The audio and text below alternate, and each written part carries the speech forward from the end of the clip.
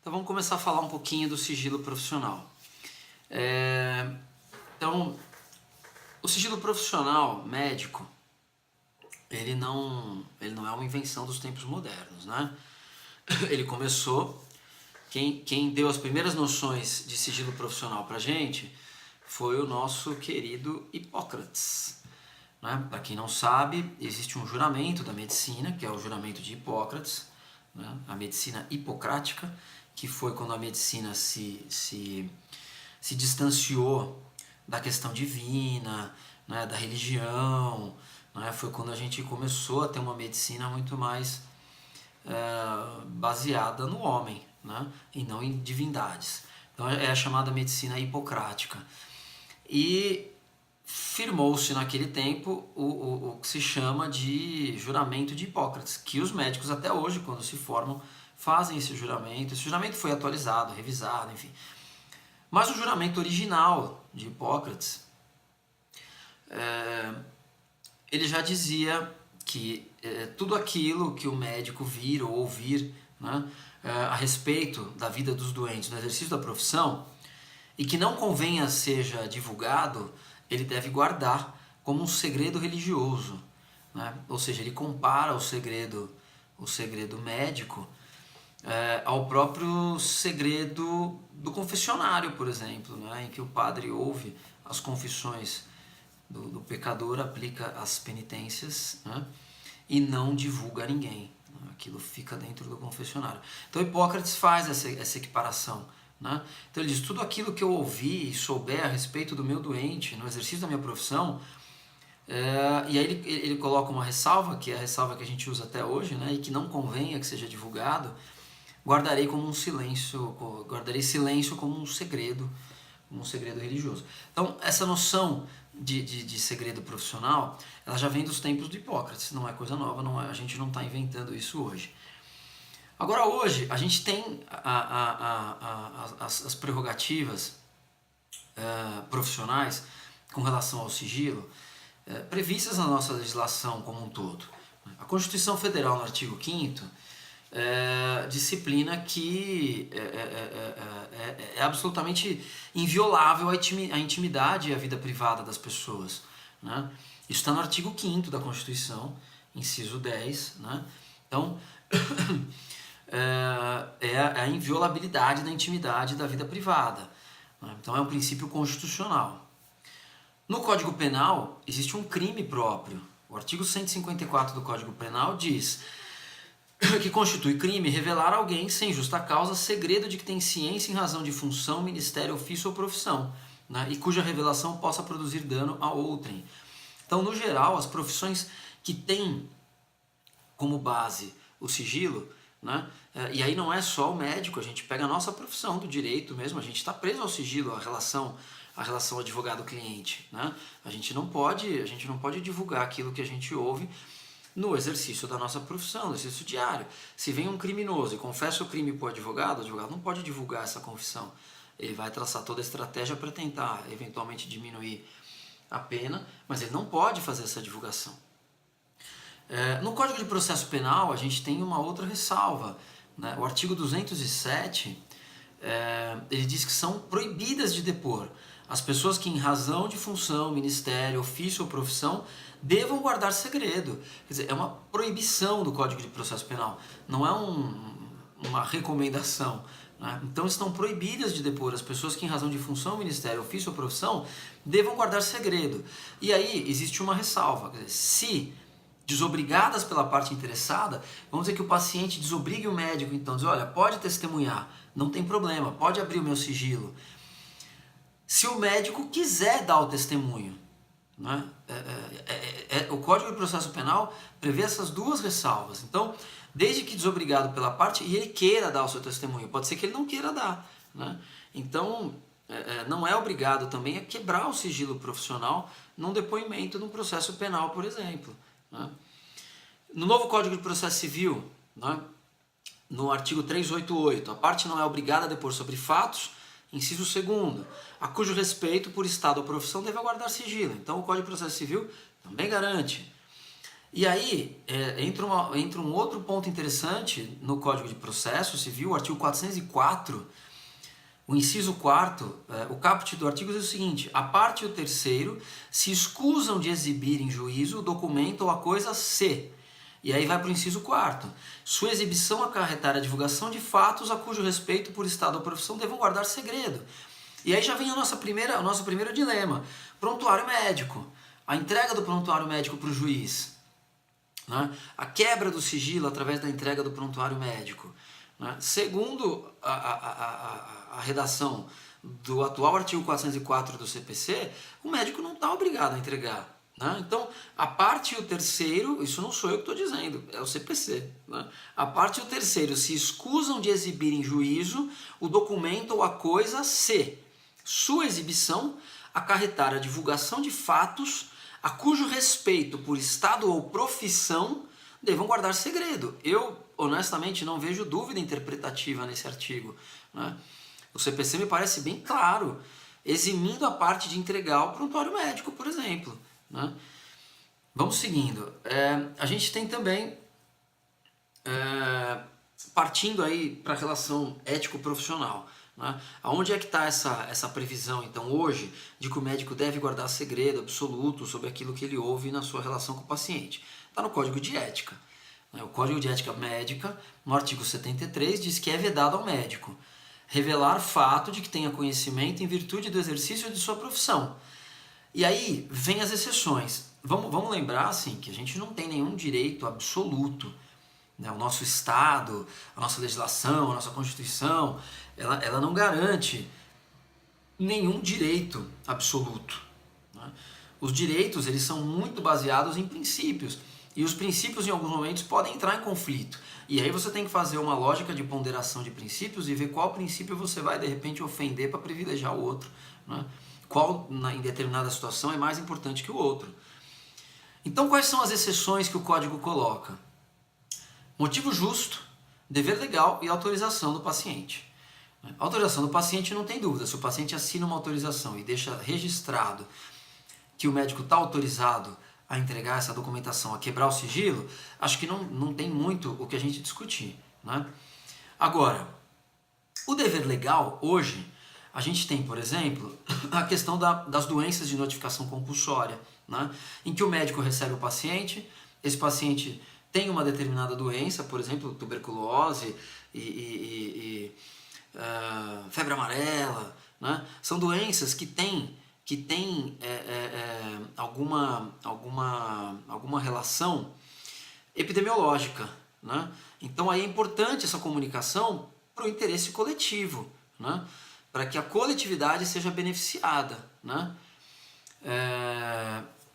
Deixa eu ver, Carol, sua dúvida. Peraí, vamos fazer um parênteses. Mas terceiro se entende com quem não seja parte. Concorda? Se paciente morre, herdeiro em ação judicial. Aí tem que entregar, correto? Carol, eu não sei se eu entendi exatamente. O terceiro se entende com quem não seja parte, concorda? Carol, explica melhor para mim. Eu estou tentando... se paciente morre, herdeiro em ação judicial. Você está falando do prontuário do falecido, é isso? A questão da entrega do prontuário do falecido? Só faz um joinha se for isso.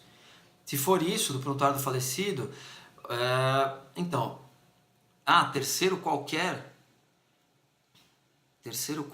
como assim? Pessoa que não é parte na ação judicial? Deixa eu voltar que subiu aqui, Carol, peraí. Terceiro se entende com quem não seja parte. Se o paciente morre... Putz, Carol, não tô entendendo. Desculpa. Mas a regra geral é a seguinte, não se entrega nem a terceiro, né?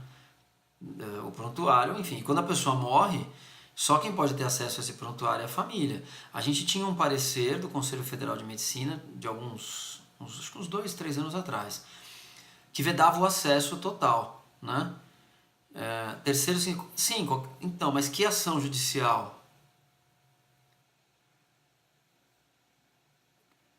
Se é um terceiro, ele não vai ter interesse na ação. Qual seria... Eu estou tentando entender quem é esse terceiro. Quem é esse terceiro? Se nós estamos numa ação judicial, quer dizer, quem está litigando aí?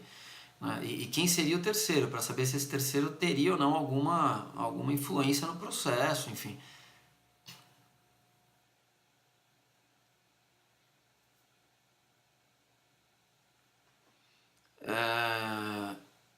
Bom, mas deixa eu só seguir aqui, Carol, aí a gente já retoma. Então, aí tinha esse parecer do Conselho Federal de Medicina que proibia em caráter geral, ninguém podia ter acesso, né? Ah, sim, então, é isso aí, caso de morte, paciente que morre, herdeiros terão direito à exibição do documento. Isso, então. O parecer do CFM dizia que ninguém poderia ter acesso a esse prontuário depois da morte. Isso foi alvo de uma ação judicial, o Ministério Público Federal, se não me engano, de Goiás, entrou com uma ação e conseguiu anular esse parecer. E aí, na verdade, restabeleceu aquilo que a gente já tinha antes, que são os herdeiros naturais. Os herdeiros naturais têm direito a acessar esse prontuário. Tá? E também ficam presos ao sigilo, quer dizer, eles também não podem revelar aquilo para outros terceiros, digamos assim. Né? Eles têm acesso, mas eles não podem fazer o que eles querem com aquele documento. Então, a questão do médico poder guardar segredos sobre a patologia, essa é uma pergunta interessante. O médico pode guardar segredos sobre a patologia do paciente e a família? Pode, se for um desejo do paciente. É uma relação muito restrita, muito restrita. E se eu chego para o meu médico e digo, eu não quero que ninguém saiba dessa informação, eu deixo isso por escrito, o médico vai anotar isso no prontuário, se for o caso, se eu não deixar um termo, enfim, declarado, ele vai fazer essa anotação em prontuário. O ideal é que deixe esse termo por escrito, né? Então, assim, é importante que essa relação médico-paciente seja sempre preservada, sempre. Vamos caminhar um pouquinho. E a questão do aí a terceira hipótese de quebra, eu estava falando para vocês do dever legal. O dever legal, ele decorre de uma obrigação de lei, está na lei. Naquela hipótese, quebra o sigilo, né? Que são as doenças de notificação compulsória. Então, naquela hipótese, a lei diz, quebre, porque é um bem maior a ser tutelado, é a coletividade. Para fins epidemiológicos, eu preciso saber se naquela região está tendo muito caso de tuberculose, ou está tendo muito caso de febre amarela, ou, enfim, dengue, né? Então, existe uma justificativa por trás dessa quebra, né? O motivo justo é o mais difícil, é o que a gente chama de justa causa, né? Existe ou não justa causa para quebra do sigilo? E aí, assim, a gente tem algumas situações em que o médico deve realmente... Porque a posição que eu quero que vocês compreendam é assim, quem vai definir se há ou não esse motivo justo é o próprio médico, não é um terceiro. Entendeu? Nós estamos falando de uma relação privada, fechada, restrita. Quem vai definir se há um motivo justo para quebra ou não é o médico, né? A gente tem situações, e aí eu vou tentar trazer alguns exemplos para vocês entenderem hipótese de justa causa. Por exemplo, paciente, vamos pegar um homem casado, teve uma relação extraconjugal, contraiu uma doença, HIV, por exemplo. Ele é casado, né? O médico sabe dessa informação e sabe que ele passa a expor alguém a uma situação de contrair a mesma doença, que é uma doença hoje que não tem cura, né? O que o médico deve fazer nessa situação? Existe uma justa causa para quebrar esse sigilo, né? Então, assim, o médico vai fazer a análise, tá? Para dar a resposta para vocês, para a gente não ficar nem patinando muito, sim, ele deve quebrar o sigilo. O que eu digo, o que eu oriento como advogado é o seguinte, dê um prazo para o seu paciente, diga, olha, você tem aí 24 horas para sentar com a sua esposa e resolver isso no ambiente de vocês, né? Da forma que você achar melhor. Mas se você não o fizer, a sua esposa vai ser chamada aqui no consultório, eu vou entrar em contato com ela e vou criar um ambiente para explicar isso para ela. Se você quiser e puder participar da consulta, vai ser excelente, né? Não posso ficar, o médico não pode ficar responsável por um eventual divórcio, uma briga, o que vai acontecer depois. Ele tem que preservar a saúde de alguém que está correndo um risco e não sabe que está correndo esse risco. Tá? Essa é uma hipótese. A gente tem muitas hipóteses. Você tem, por exemplo, paciente adolescente, 15 anos, por exemplo, que vai a uma consulta, mulher que vai a uma consulta ginecológica sozinha, sem os pais. Né? O que o médico, o ginecologista deve fazer? Ah, não vou te atender? Você só volta com a sua mãe? Senão eu não te atendo? Né? Não, num primeiro momento não, ele deve atender a menina, deve ver o que está acontecendo e questionar por que a mãe não foi junto, por que a mãe não está acompanhando, né? Por que ela está sozinha naquela consulta. Então, e se ele perceber que essa menina pode estar correndo algum risco, aí ele quebra o sigilo. Aí ele tenta entrar em contato com a mãe, se for o caso. Tem N exemplos que eu poderia dar para vocês, mas aí a gente fica sem tempo aqui. Se sobrar no final, a gente fala mais alguns. A Rafaela está perguntando, no caso de defesa médica contra o paciente, se ele pode quebrar o sigilo para se defender. Pode quebrar o sigilo para se defender. O que nós temos que fazer como advogados? Vamos lá. É uma relação médico-paciente, certo? Aqui a gente teria que entrar até em algumas outras discussões que a gente pode deixar para um momento seguinte. Mas aquela documentação, ela serve para proteger os interesses de quem? Do paciente. Não é? O médico fica sob a guarda daquelas informações, mas aquelas informações pertencem ao paciente. Quando o paciente judicializa aquilo, ele tira daquele ambiente. E aí quando ele leva para um outro ambiente, que é um ambiente do processo judicial, ele passa a incidir, ou ele passa a se submeter às regras daquele outro ambiente. Então, é assim que o direito funciona.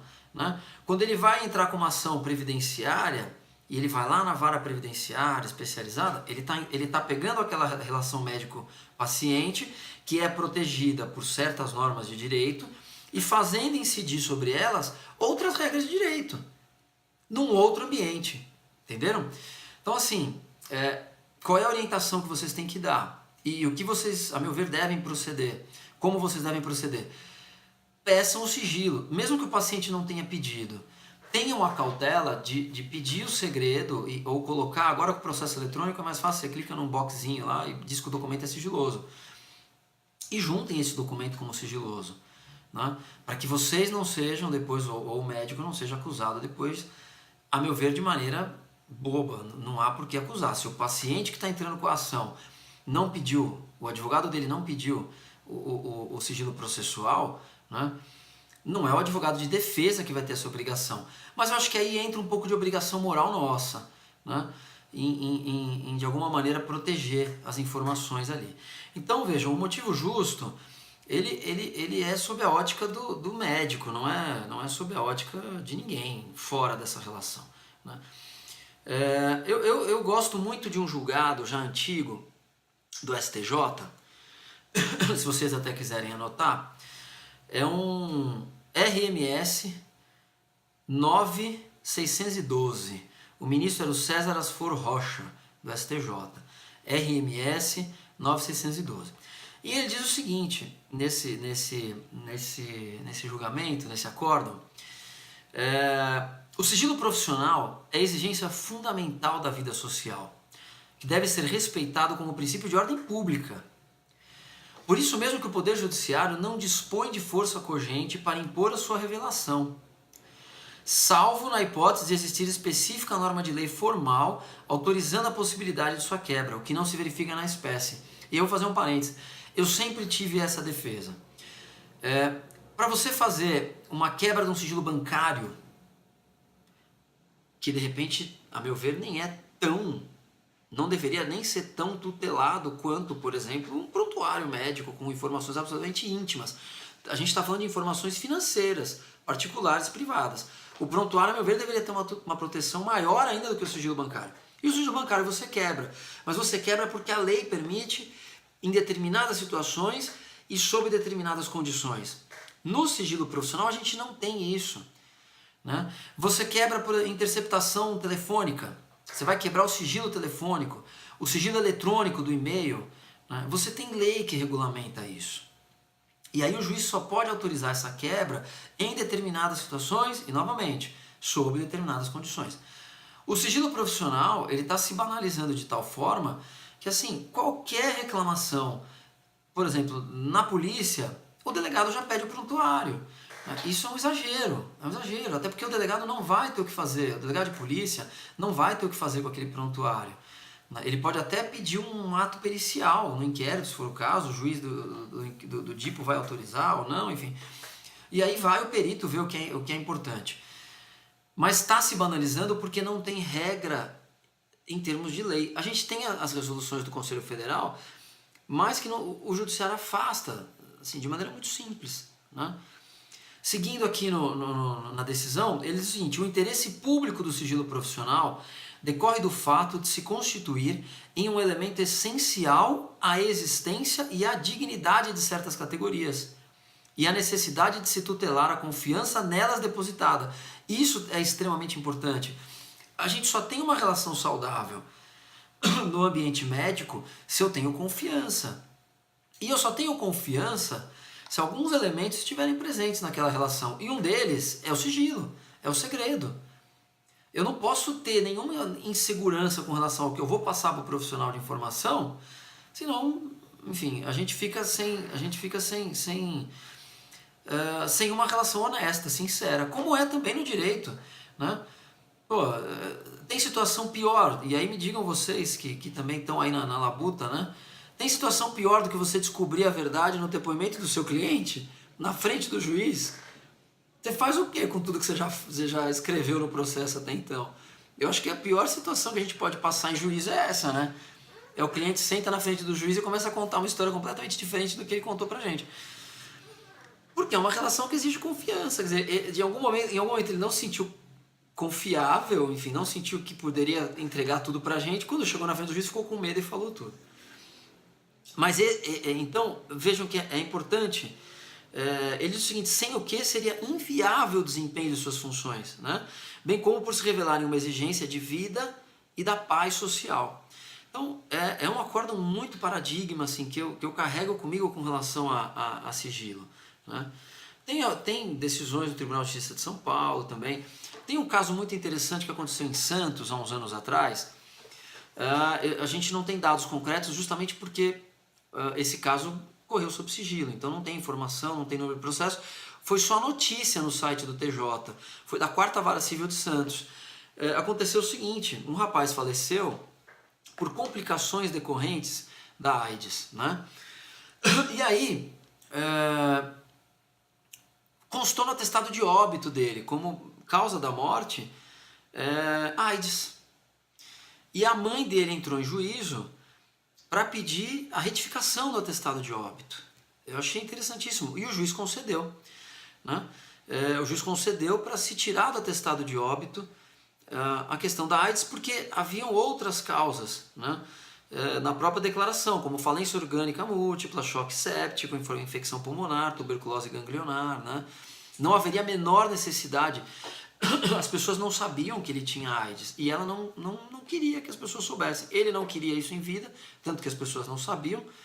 E aí ela entrou em juízo e o juiz concedeu essa garantia, essa tutela, tá?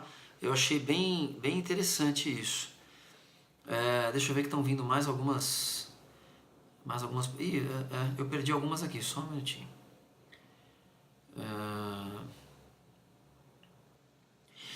Então, você está perguntando aqui, mesma situação quando o paciente relata o desejo de matar alguém. Então, essa é uma hipótese. Nossa, eu não sei o que aconteceu, minha barrinha não andou e eu perdi algumas coisas. Essa é uma das hipóteses. Isso a gente teve um caso concreto, que eu costumo até contar nas aulas, tudo. Eu recebi uma ligação uma vez, no trabalho, no conselho, enfim, para quem não sabe, eu trabalho no Conselho de Medicina e no departamento jurídico do CRM aqui de São Paulo. E aí, o médico psiquiatra ligou pra gente e ele estava numa dúvida, porque ele tinha uma paciente que dizia que estava, assim, vou resumir bem o caso, tá, gente? Aqui não dá tempo de discutir muito, mas a paciente chegou no consultório para consulta, falou que estava bem, que estava pronta, agradeceu o médico e disse: olha, eu vou essa noite eu vou me matar e vou matar minha mãe. Tô bem, não quero mais viver, tô consciente que eu não quero mais viver, vou embora pro lado de lá e vou levar minha mãe junto. E ele ligou e a gente conversou e falou, olha, mas aí o senhor tem que ter a sensibilidade, né? O senhor é que está acompanhando essa paciente, assim, até onde isso é de fato, né? Esse sentimento, o senhor percebe que é mesmo? Ele falou, eu acho que ela vai fazer, pelo histórico e tal. Eu falei, bom, então avise a polícia, não tem muito o que fazer, né? Avise a polícia, quebra o sigilo, acho que aí não tem por que ficar preocupado com isso. E ele fez, avisou a polícia. E a polícia obviamente não fez nada, enfim, ele lavrou lá um termo, enfim, que ele relatou o que poderia acontecer. E naquela noite a moça se matou e matou a mãe.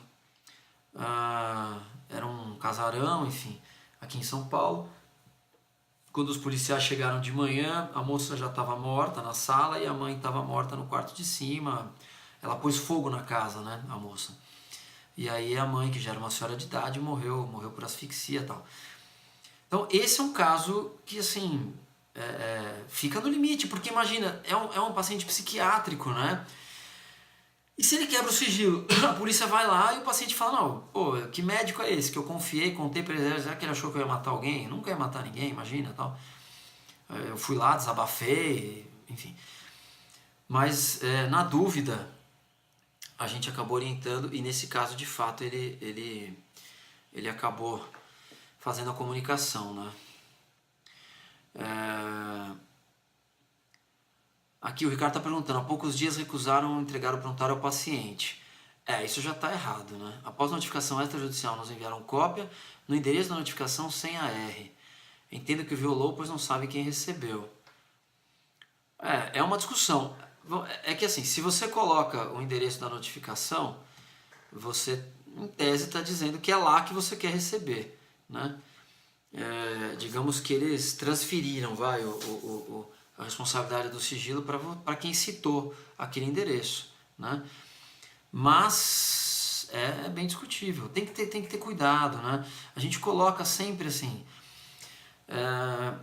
a ideia é que não se viole, a violação do sigilo, como eu falei para vocês, é a exceção da exceção, né? Porque ela é uma garantia constitucional. A gente começou a live lá atrás falando da Constituição, falando de como aquilo se desenrola na legislação, então a gente vê que é a exceção mesmo a quebra do sigilo. Então, assim, a gente tem que ter as cautelas, né? Se todo prontuário médico é sigiloso, sim.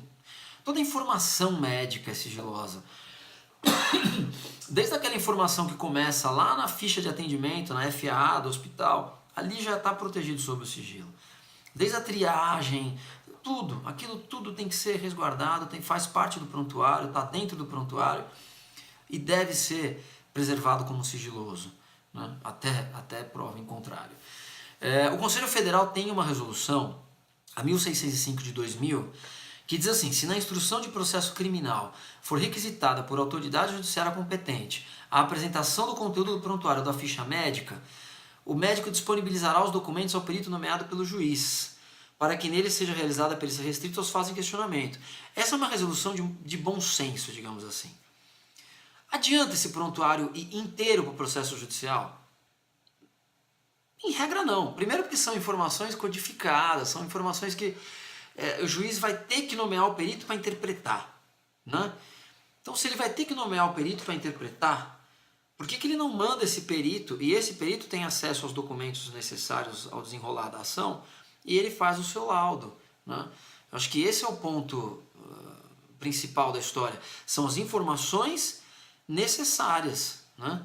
São as informações que importam ao processo. Adianta se eu passei naquele hospital 10 vezes por uma série de procedimentos e no último eu morri por um procedimento que não tem nada a ver com os outros e vai ser prontuário inteiro para o processo judicial?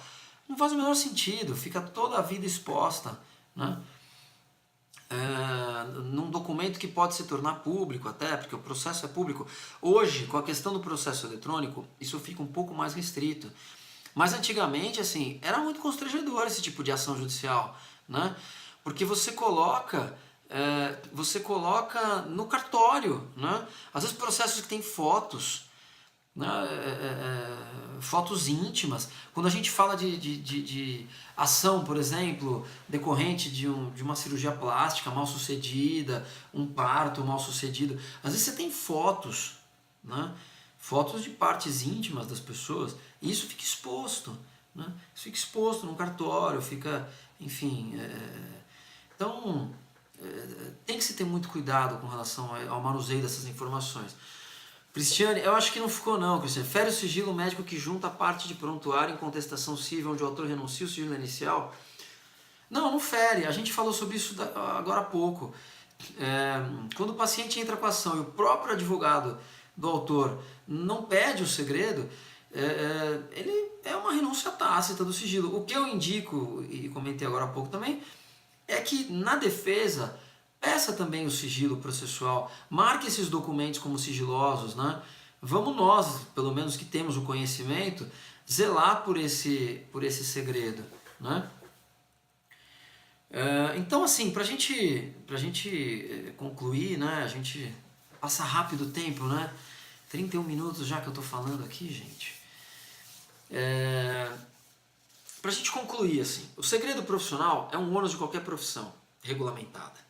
Você tem uma profissão regulamentada, geralmente você vai ter uma regra de sigilo profissional. Tá? Às vezes um sigilo mais aberto, às vezes um sigilo mais fechado, mas você vai ter a questão do sigilo. Imagina, Cristiane, imagina. Não tem problema. É que depois, se você quiser olhar o começo, aí tem a explicação um pouco maior, tá bom? Não precisa se desculpar, não, de forma alguma. Eu é que agradeço você ter entrado e participado. Eu sei que o avançado da hora nem é todo mundo que consegue participar, né?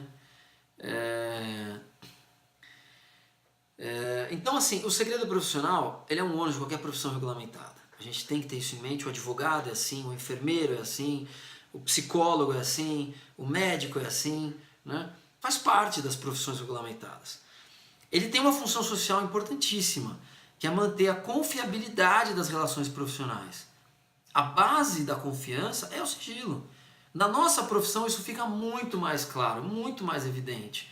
Quando alguém que entra no escritório e confessa um ilícito, que confessa algo que fez de errado, e a partir daquela informação que você vai construir uma defesa, enfim. Então ela é a base da confiabilidade das relações profissionais. E é um direito, né? É um direito de quem procura um serviço. Quem procura um serviço profissional, ele tem direito a esse sigilo, né? E o médico, como guardião, ele tem que fazer de tudo para preservar esse sigilo, né? Então, nós como advogados, em alguns momentos, temos que ser um pouco mais avançados, arrojados, e assim, tentar habeas corpus, preventivo, quando o médico é coagido a entregar esse prontuário numa situação que a gente entende que não é possível a entrega, né? Então, o direito tem que atuar muito forte aí, né, para proteger essa relação. Tiago, não se preocupe, eu avisei o pessoal, para quem perdeu no começo. Então é o seguinte, esse vídeo fica à disposição aqui 24 horas e eu estou salvando para poder colocar no YouTube a partir da semana que vem. A partir de amanhã já vai estar no YouTube a nossa live sobre alta hospitalar da semana passada, tá bom? Então fica tranquilo, não tem problema, você pode acompanhar, depois você vê os vídeos, se tiver dúvida me manda direct. E aí assim, algumas novidades que eu quero só pra gente encerrar, tá bom? Primeiro, o curso que eu tô montando tá quase pronto, tá galera? Então logo assim, já vou estar divulgando as informações, as novidades.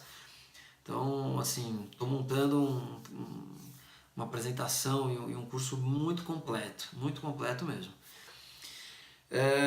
Segundo, assim, novidade agora, se vocês entrarem na minha bio do Instagram, vocês vão ver que tem lá um link chama Linktree, vocês vão ver lá, Linktree. Nesse link tem algumas opções.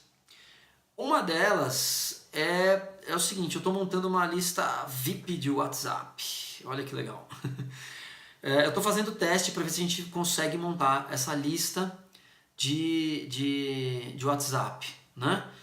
Então, você tem que colocar o seu nome, você clica lá, faça parte da lista VIP. Então vamos do começo, que eu estou meio confuso, estou confundindo vocês.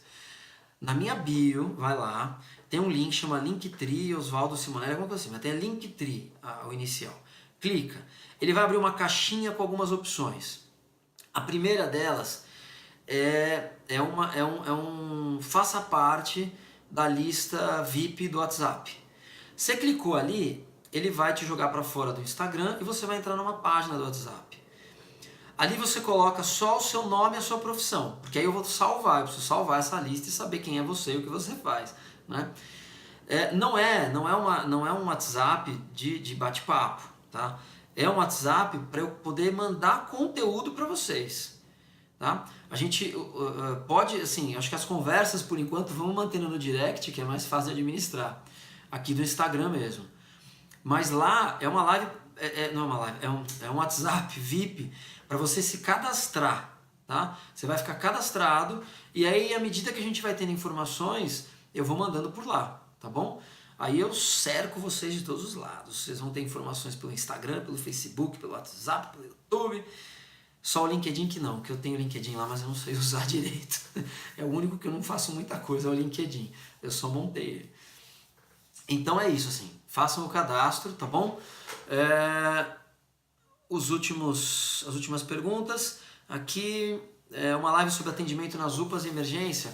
Cassiano, me manda, a gente tem conversado um pouco pelo direct, né? Me manda mais ou menos o que você acha que poderia falar sobre isso e a gente monta alguma coisa, tá? Quem que tá perguntando aqui é o Bruno.